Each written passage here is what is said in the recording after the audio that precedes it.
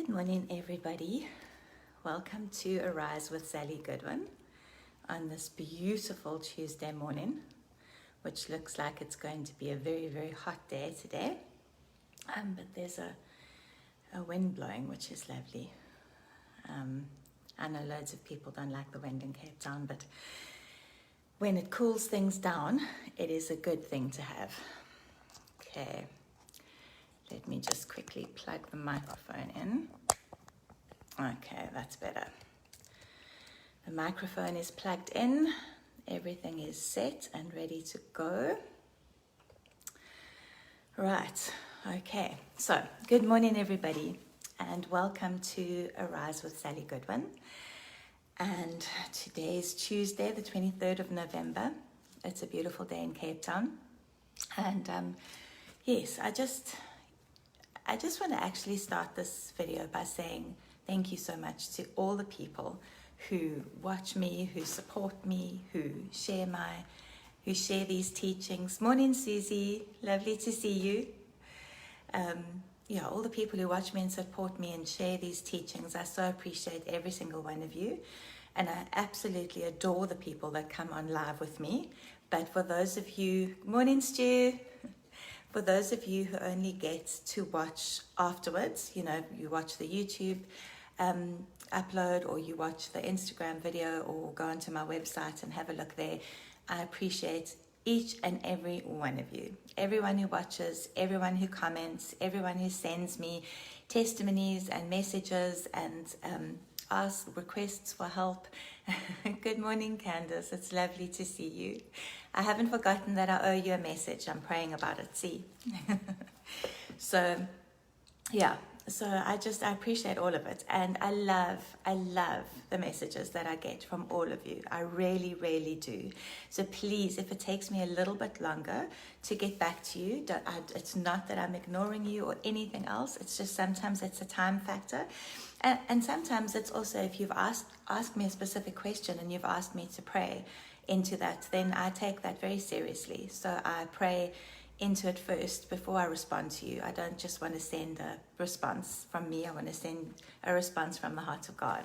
So if you do message me, I listen to every voice note. I read every single message. Sometimes it just takes a little bit longer to get back to people, but I will always get back to you eventually. So please just give me some grace, be patient. Okay, so this morning we are going to be looking at the Feast of Hanukkah.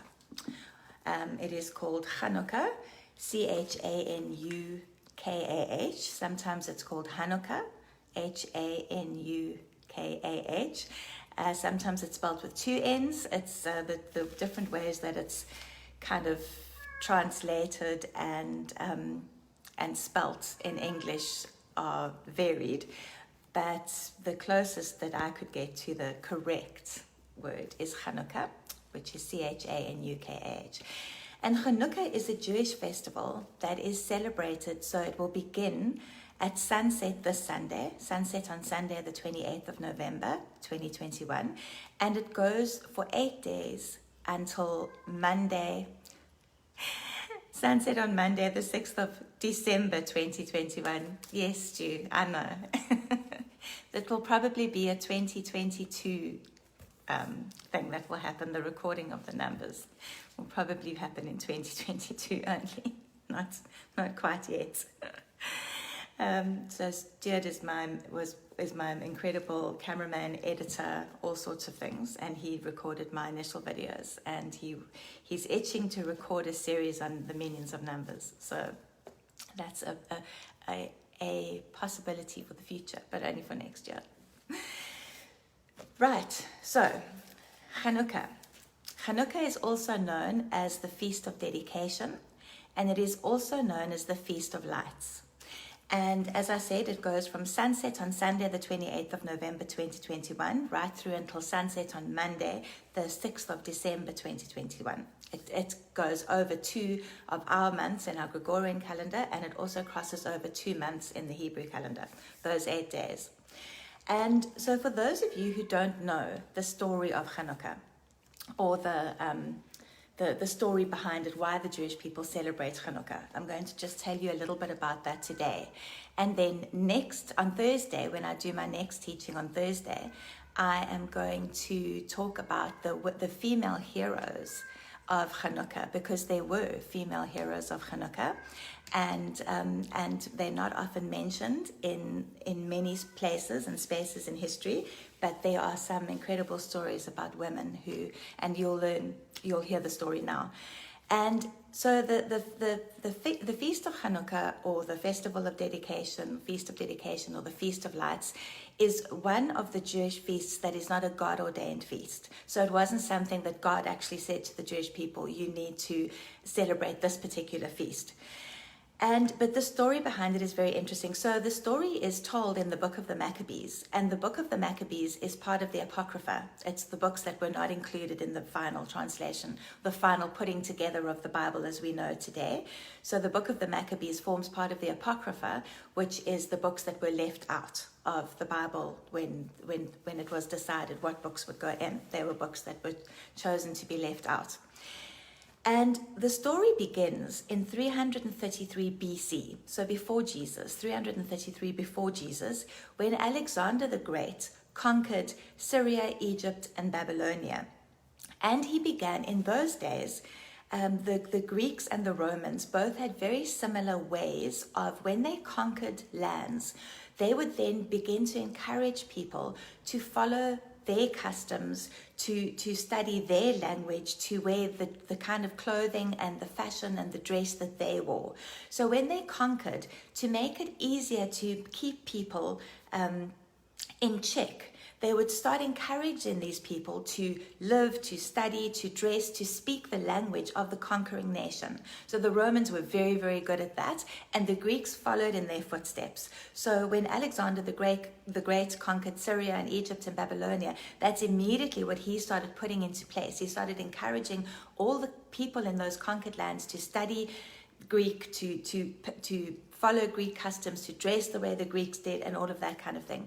Now, the Jewish people, as we all know, have a very unique identity. And their very unique identity is in God. And they are very dedicated and devoted to following the ways that God had told them to follow right from the beginning. So it's very difficult. It has always been very difficult for conquering nations to force the Jewish people to assimilate, because their religion, their belief in God, the way that God has taught them to follow him, and the things that he's instructed them to do, means that they don't fit well under other people's customs and all of that sort of thing. They are a set apart nation, which, if you think about this, as believers, is exactly what we are supposed to be. We are supposed to be set apart. Not that we don't influence the world or bring light and salt into the world, but we are supposed to be set apart from the world in our hearts, so that our customs and our language and the things that we study and what we pay attention to doesn't look like the world. And this is a microcosm of what believers face in the world today. So that started with Alexander the Great in 333 BC, and if you think 333 is a significant number, of course it is, it's 3 threes.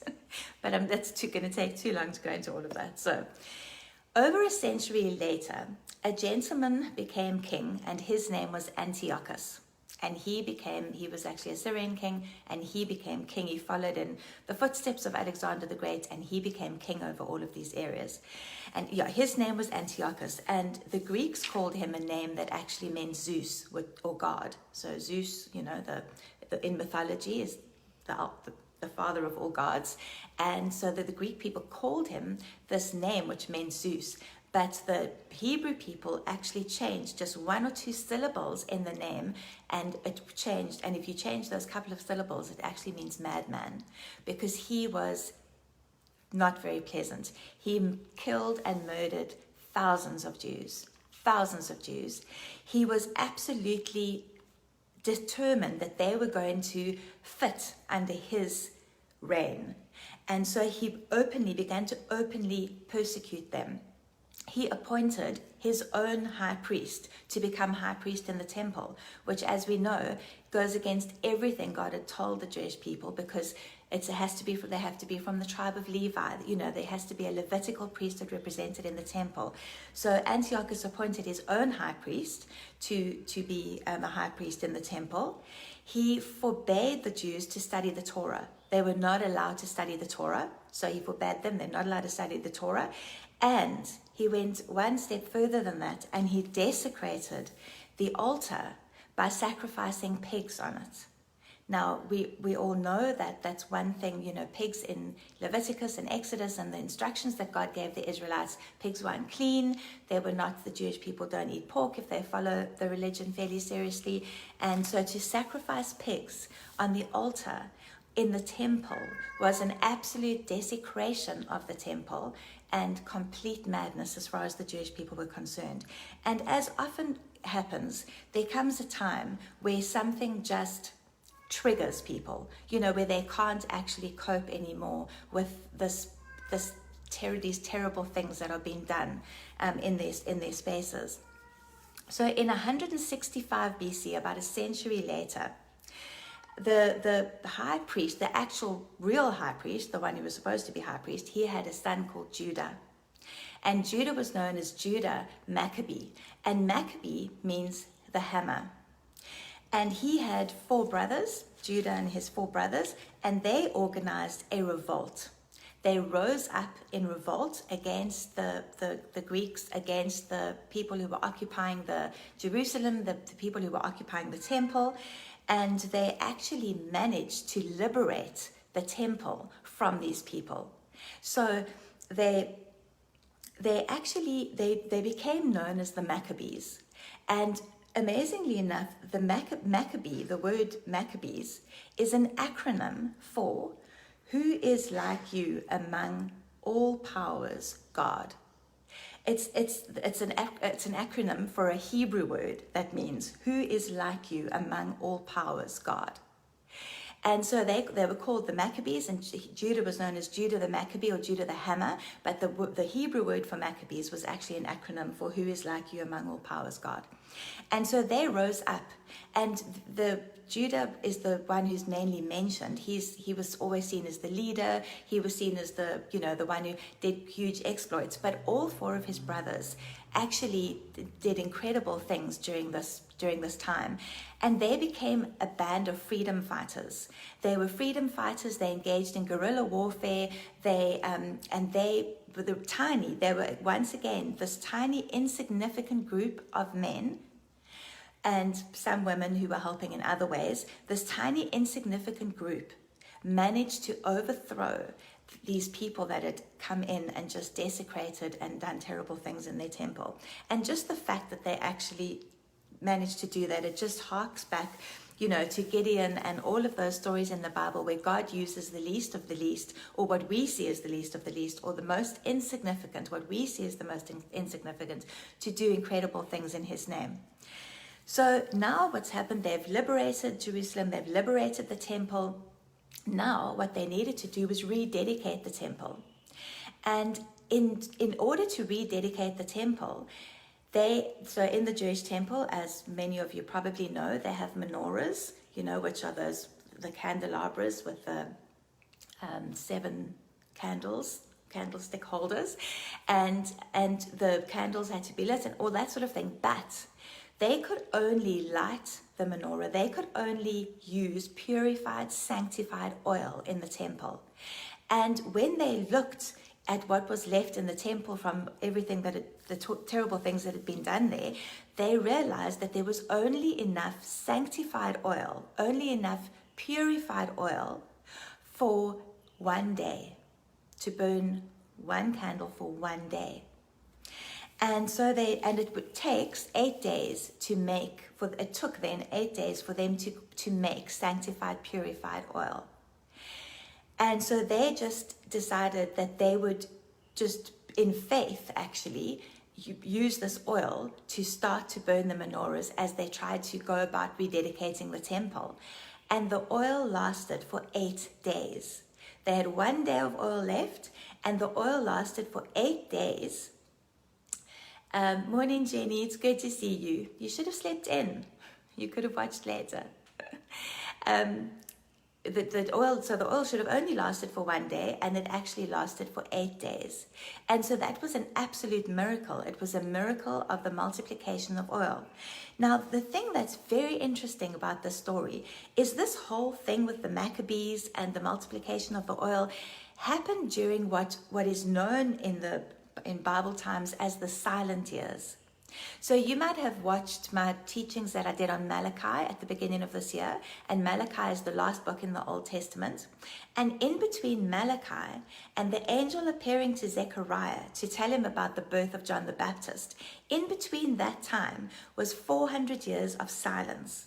400 years where the Jewish people who were used to God speaking to their priests, used to hearing him, used to seeing angels, used to the supernatural realm, the spiritual realm. They were used to God just being a part of everything that they did, and him being heard and seen, and, not seen, but heard, and angels being seen. But from the end of Malachi, he had had enough.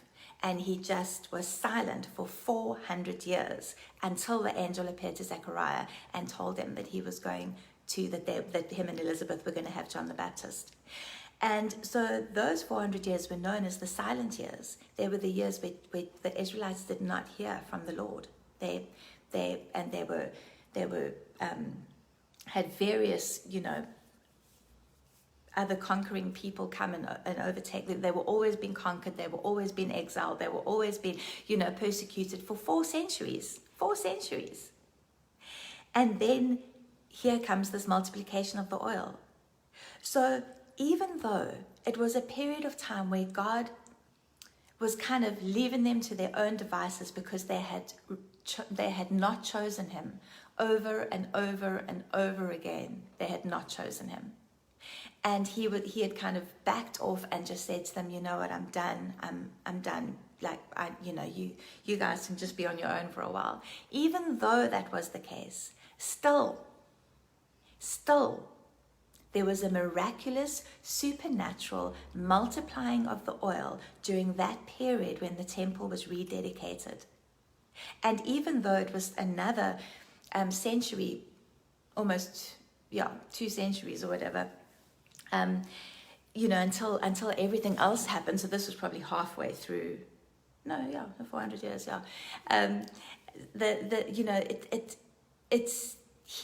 God still came through for them, even in the times when they thought they couldn't hear him, or when they couldn't hear him, and they thought he turned his back on them.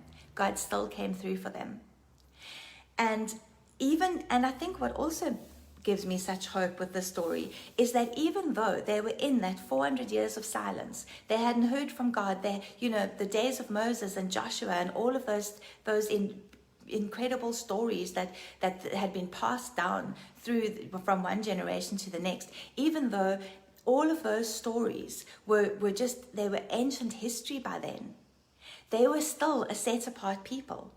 They were still a people who just wouldn't easily fit into the world that other people tried to box them into. And I think that for us as individuals, as believers, as a church, as a body of believers, we can learn so much from this story. Why? Because we are called to be set apart. And not just set apart, but we are called to be set apart in such a way that people can actually see that we're set apart, that they can see that we're different, that they don't get confused between believers and non-believers because the difference is so clear. And then sometimes we think God is silent, and we are so privileged to have the Holy Spirit. I read something the other day where somebody said that when they get to heaven, they can't wait to ask Moses what it felt like to see the Red Sea part. And then somebody else said, but then Moses is going to ask you, how did it feel to be filled with the Holy Spirit? Continuously, 24/7. And what did you do with that? And I just think that sometimes, we treat God a little bit like a vending machine. like a one-armed bandit. We just pepper requests and we look direction, Lord, and I need clarity and I need vision and I need this and I need that. And then God doesn't immediately come back with all the answers you're looking for in the way you're looking for them, because he very seldom does that. He drops these breadcrumbs and all of that. We can never understand why he does that, but it's because for God, it's about relationship. It's not a transactional thing. It's not okay, you obedient and you do this and you do that and I'll do this and I'll do that. That's not how it works with the Lord. It's not, his relationship is not with us. It's not transactional. It's relationship. And if the Jewish people could have the faith and see miracles in the midst of this period where God was so removed from them, we don't have any excuse to not have faith in everything that we have experienced of God as believers on the earth. So,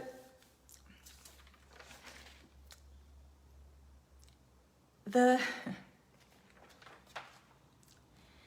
story of the Maccabees. So the story of the Maccabees was obviously what happened over the story of the Maccabees. The Jewish people then decided to make it a feast of celebration, because they were celebrating the fact that they had been able to rededicate the temple and that God had supernaturally prolonged the oil, because only God could have supernaturally prolonged it. So lots of people get confused with Chanukah because I think they think it's like the Jewish Christmas, and it has nothing to do with that at all.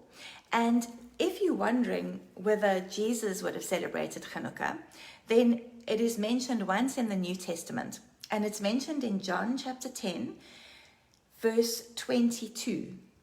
John chapter 10, verse 22. And it says that in that verse, after this, the Feast of Dedication, and then in the Amplified Bible, it puts in brackets, of the reconsecration of the temple, was taking place at Jerusalem. It was winter. And Jesus was walking in Solomon's porch in the temple area.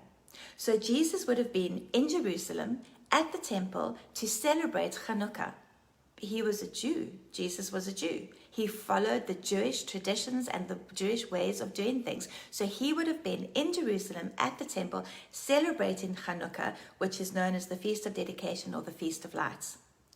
And what is very interesting about the way Chanukah is celebrated, and there are lots of traditions that have been added on over the years, etc. But now what the Jewish people have landed up with is a menorah with 9 candlestick holders. So the normal menorah has 7, this menorah has 9. So it has one, the main candle in the middle is called the servant light. It's called the servant light. I mean, it's just amazing how Jesus has crept into all of these things without the Jewish people necessarily even realizing it. But the main candle in the middle is called the shamash, and that is the servant light. And what happens is that light gets lit first, and then that candle is used to light the other candles. And with the Chanukah menorah, what they do is on the first day, the first night, once the stars have come out, they light the shamash, the servant light, and then they use that candle to light the furthest candle on the end, on the far right. And then that candle burns down completely that night. And then the next night, once the stars have come out, they light the servant candle again, and they light the two candles. And so they go on until on the 8th day, they have the 8 candles, apart from the servant candle, all lit and burning down to the bottoms to celebrate the fact that the oil was multiplied in the temple. And it's just amazing that that middle candle is known as the servant light. It's just actually incredible that it could be called that it could be called the servant light. And I just think that it's actually. And Messianic Jews believe that it's obviously a sign of the suffering servant, who was Jesus. In Isaiah, he's referred to as the suffering servant, and that was Jesus. And so they recognize that servant light in the middle of the menorah actually represents Jesus. And as Jesus himself said, he is the light of the world, and that light is then used to set the other lights alight, which I think is just absolutely incredible. So Jesus would have celebrated Chanukah, and he would have been there in the temple, as it says in John. I think the amazing thing about the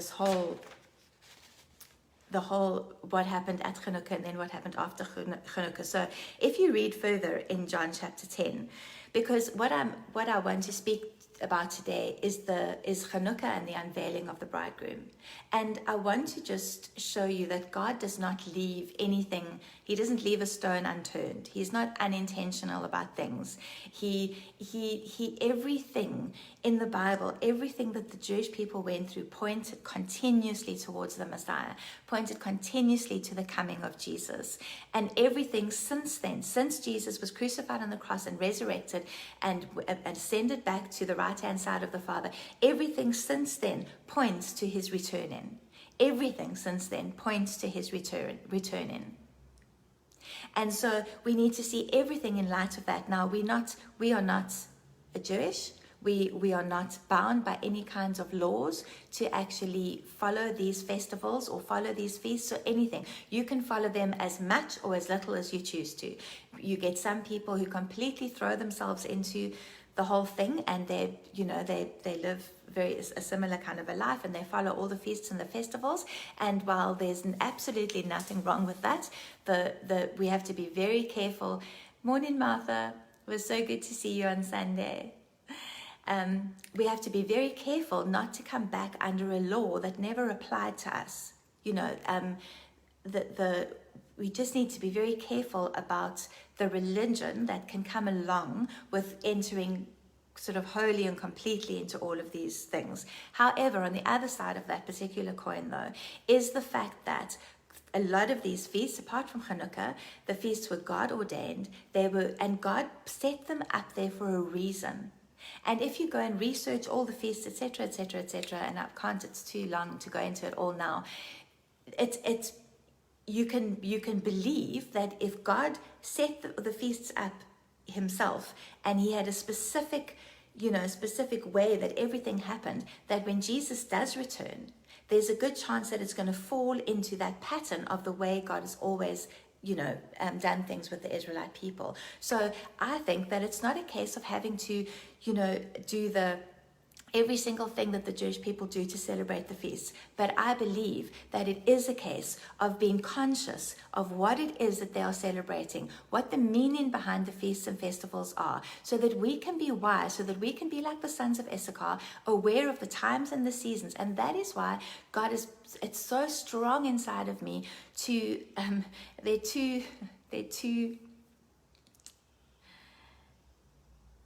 two drums that I beat. And the one drum is for women, and the other drum is for a restoration of the Jewish roots of the church. And I know that for some people it's all a bit much, and they're like, it's always about the women with you, it's always about the Hebrew stuff and all of that, and that's fine. But that's what God has called me to do. Okay, those are the drums I'm called to beat, and I will beat them until God tells me to stop. And it doesn't bother me how uncomfortable it makes people. Those are the drums God has called me to beat. Possibly he hasn't called you to beat those drums, and that's okay. But he has called us to be like the sons of Issachar, to be aware of the times and the seasons so that we know what is to come. And a lot of what is to come is bound up in the feasts that God actually instituted right way back when, because he didn't do it for no reason. He wasn't just trying to keep the Israelites occupied. He had a plan and a purpose right from before the foundations of the earth for the way this is all going to look as it pans out towards the end. So we don't have to follow these things religiously, but be aware, be knowledgeable, know what's going on, and know that Jesus was a Jew and he would have celebrated these things. So he would have, the things that he spoke about, the parables he spoke in, all of those things, he was speaking to a Jewish audience who knew the same things he knew and celebrated the same things he celebrated. So they would have understood exactly what he was saying. The other day I did that teaching on the month of Kislev. And remember I spoke to you about the fact that it is a month to note all the victories that you've had over the last year and covenant with the Lord that you will not have to fight those wars again. and then get prophetic warfare strategy going forward. So I just want to shift this slightly into that for a moment, because after Jesus, if you go and read John 10, after Jesus, after the Chanukah, when Jesus was walking around Solomon's porch, it was when the Jews surrounded him and they started asking him, how long are you going to keep us in doubt and suspense? If you are really the Christ, the Messiah, tell us so plainly and openly. And that's when Jesus says things like, the sheep that are my own hear and are listening to my voice, and I know them and them follow me. And then he speaks about giving eternal life and that they shall never leave it. And that, and he speaks about his Father. And then he says, I and the Father are one. And that for the Jewish people was heresy. Okay. And they wanted to stone him. Sorry. They wanted to stone him. And that is when they tried to stone him, they tried to arrest him, but it says that he escaped from their hands in verse 39. He escaped from their hands. And then it says, he went back again across the Jordan to the locality where John was when he first baptized, and there he remained. But I want to point something out to you here, because this is just so important for this season that we're in, this month that we're in. As we enter into Chanukah and we cross over into the next month, listen to this. Jesus went back to the same place. He went to Bethany beyond the Jordan. It was the same place where John the Baptist had emerged from the wilderness and baptized people. It was the same place where Jesus himself had been baptized. And it was the same place. It used to be called the brook Cherith. It was the same place where Elijah ran to when he was rejected, and he ran to hide, and he ran to, remember the story of Elijah, and he went to the brook Cherith. It's the same place where John the Baptist emerged from the wilderness, the same place that Jesus was baptized. It was that place that was, it used to be called the brook Cherith, which was where Elijah had run to when he was rejected. And Cherith actually means the cut. And it means, and in Hebrew, it means the cut, and it refers to the cut of the covenant. So when Elijah was rejected, so John the Baptist emerged from the cut of the covenant. Jesus was baptized in the cut of the covenant. Elijah, when he was rejected and he ran away, he landed up in the cut of the covenant. Jesus was rejected. They wanted to stone him. They wanted to arrest him. It wasn't his time yet. And he went back to the cut of the covenant. He went back and sheltered in the cut of the covenant with God. And as you look at your victories over this past year, as you plan for your prophetic warfare strategies for the year ahead, make sure that you are sheltering in the cut of the covenant. If you've been rejected, if you've been storm-tossed, if you've been afflicted, if you are scared, if you're afraid, if you are tired, and so many people are just, they're tired, so tired. Make sure, I preached a message on Sunday at Heaven on Earth Church in Hermanus, and I preached, part of the message was on false refuges.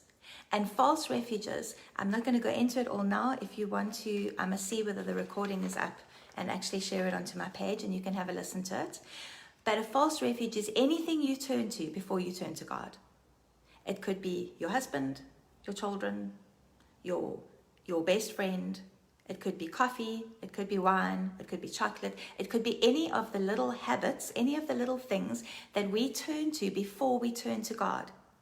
Because so often what we do is something happens to us and we get upset or disappointed or whatever we are, and then what do? We go and process it on our own with a cup of coffee, with a glass of wine, and there's nothing wrong with coffee or wine or chocolate. Please understand what I'm saying here. What I'm saying is that God needs to be the first person we turn to. Anything else that we turn to instead of God is a false refuge. And if you're going to shelter in the cut of the covenant, you need to make sure that it's the cut of the covenant that you're sheltering in, and you're not bringing any false refuges with you. So once you're in that cut of the covenant, you can ask God to show you if there are any false refuges, if there is anything that you turn to instead of God first. Anything. And ask him to show you those things. And ask him to help you to rest, to shelter, just like Elijah did, just like Jesus did. to shelter in the cut of the covenant with him. Because the story of Hanukkah teaches us one thing, that even though God was silent, even though the Israelites were not hearing him, they were not seeing him move, they were not seeing him do anything, they could have been forgiven for thinking he had abandoned them completely. He never forgot his covenant with Israel. And when desperate times came and the people of Israel stood up and they refused to be assimilated into the world, God came through for them because his covenant stood. No matter that he had, stepped back from them for a while, no matter about any of that, his covenant stood. And when they stood up, when they refused to be fitted into a box that the world told them they should fit into, when they refused to just bow down, lie down, sit down, stand down, whatever the case may be, but they rose up for what was right, God stood in his covenant with them, and he fulfilled that, and he came through for them. So when we are stepping into what God has called us to do over the rest of this month of Kislev and into the next month, over this period of Chanukah, sit with the Lord, proclaim your victories, circle them, complete, done. Those wars are over. Covenanting with you, Jesus, that I won't have to fight those wars again. What is my strategy for the year ahead? And commit to being set apart, and if somebody, the world or somebody else is telling you to sit down, stand down, shut up, lie down, whatever the case may be, no. You are not called to fit into a box. You are not called to look like the world. You are called to be set apart. You are called to be a holy nation, a royal priesthood, set apart for Jesus. And when we step into that, God comes through. Every single time he comes through. So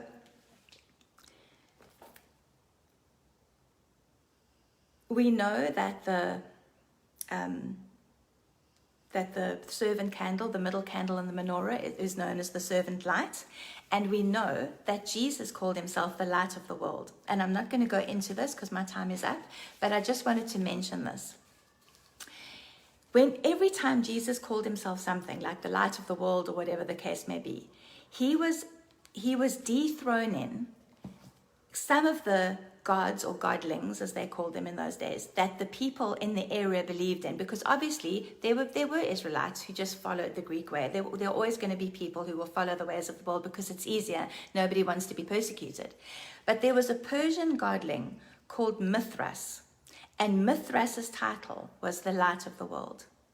So when Jesus said, I am the light of the world, and the Jewish people knew that middle candle was called the servant light, he was telling them, they would have understood that he was saying to them, I am dethroning Mithras, because he is just a Persian godling. He is not God. He is not the light of the world. I am the light of the world. Every time Jesus did something like that, every time he called himself something, he was taking down another idol, taking down another god, taking down a false god, every time. And that middle candle, that servant light that gets lit on the menorah, whether it's the 7-candle menorah or the 9-candle menorah of Chanukah, it's him saying again and again and again, I am the light of the world. Me, Jesus Christ of Nazareth, the suffering servant, is the light of the world. But ladies, he's not coming back as the suffering servant. He's coming back as King of Kings and Lord of Lords. And that's what we get to look forward to. And when we pay attention to these feasts and these festivals, and we pay attention to what God has done for the Jewish people and what he continues to do for us today, we know that our King is returning, and that the time is short, and there's an urgency to move on the earth the way God has called us to move. So I'm going to leave that with you guys, you girls, you ladies. And on Thursday morning, we are going to look at the female heroines of Chanukah. We're going to look at some of the women who played a part in the revolt of the Maccabees. who are very seldom mentioned, but were very much involved. And it's going to be very encouraging for you as we go into the new season and into the new Hebrew month, that we get to look at some of the women that have gone before us and stood up for what was right and not allowed themselves to be shut down or shut up or pushed down or anything like that. They stood proud in who they were. So right now, ladies, I just bless you. I bless you to encounter Jesus as the light of the world. I bless you with the blessing of the suffering servant. I bless you to find yourself sheltered, hidden, and protected in the cut of the covenant, just like Elijah, just like John the Baptist, just like Jesus.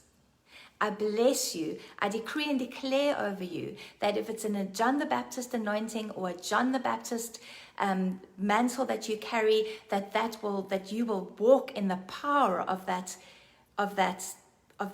anointing and that mantle in the name of Jesus Christ of Nazareth. I just decree and declare over you that you will rise up as part of the end time remnant, as part of the end time messengers, that you will rise up and you will step into everything that God has for your life, and you will be all He has called you to be. I decree and declare over you wisdom and revelation for knowing the times and the seasons of God, as the sons of Issachar did, and being able to move ahead with Jesus in exactly the way that He's calling you to move ahead. I bless you with peace, with prosperity, with encounters with the Lord, with dreams, with visions, with prophetic words. I bless you with that over the rest of this month of Kislev and the whole Feast of Hanukkah. I bless you with that in the name of Jesus Christ. And I thank you for joining me. And I look forward to seeing you on Thursday. And I love you all. Have an absolutely incredible Tuesday.